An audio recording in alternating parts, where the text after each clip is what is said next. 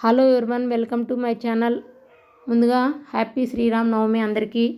నేనైతే ఈరోజు చలిమిడి ప్రిపేర్ చేస్తున్నానండి శ్రీరామ్ నవమికి. ముందుగా ఈ చలిమిడి చేసుకోవడానికి రైస్ అయితే నైటే నానబెట్టేసుకున్నాను. నానబెట్టేసుకున్న తర్వాత పొద్దున్నే కల్లా నానిపోతాయండి. నానిపోయిన వాటిని మనము ఇలాగా హోల్స్ గిన్నె ఉంటుంది కదండి, హోల్స్ గిన్నెలో వేసేసుకొని వడపోసేసుకున్న తర్వాత ఒక 2 గంటలు అయితే మనము నార్మల్గానే ఆరబెట్టుకోవాలండి. ఎండలో ఏం అవసరం లేదు, ఇంట్లోనే ఆరబెట్టేసుకున్నట్లయితే మనకు కొద్దిగా తడి ఉన్నట్లు ఉంటాయండి, రైస్ ఆరిపోకుండా ఉంటాయి. వీటిని మిక్సీ జార్లో వేసేసి మిక్సీ పట్టుకోవాలండి. మెత్తగా మిక్సీ పట్టుకున్నట్లయితే మనకు మెత్తటి పొడిలాగా తయారవుతుంది. వీటిని మళ్ళీ డౌట్ లేకుండా మనం జల్లించి తీసుకున్నట్లయితే కరెక్ట్గా అయితే మెత్తగా పడుతుందండి. ఇలా పట్టిన దాన్ని మనం ఇలా ప్రెస్ చేసి పక్కన పెట్టేసుకోవాలి. అదేవిధంగా గిన్నెలో అయితే నెయ్యి తీసేసుకొని కొద్దిగా ఎండు కొబ్బరి, అదేవిధంగా క్యాషు బాదం కూడా ముక్కలు చేసేసుకొని ఈ విధంగా అయితే నేతిలో వేపేసుకొని గిన్నెలో తీసేసుకోవాలండి.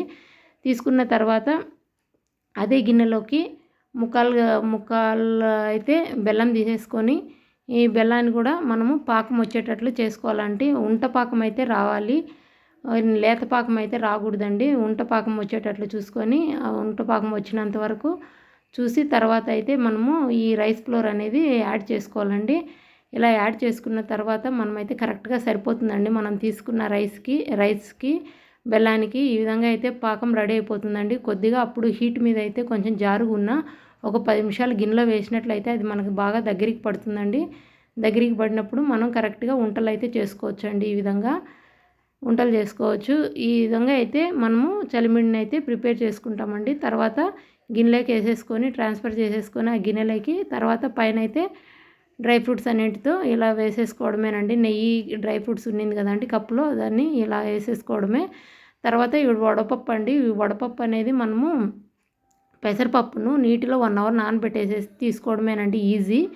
అదేవిధంగా పానకం అండి. పానకం కూడా నేను ఏం చేశానంటే 1 అవర్లోనే బెల్లం అనేది నానబెట్టేసేసుకొని దాంట్లో 2 యాలకులు, కొద్దిగా లెమన్ వేసేసి తొలసాకులు వేసేసి ఇలా విధంగా పానకం కూడా ప్రిపేర్ చేశానండి. ఇంకా ఇవి అయితే ఈ విధంగా తయారు చేసుకోవాలండి.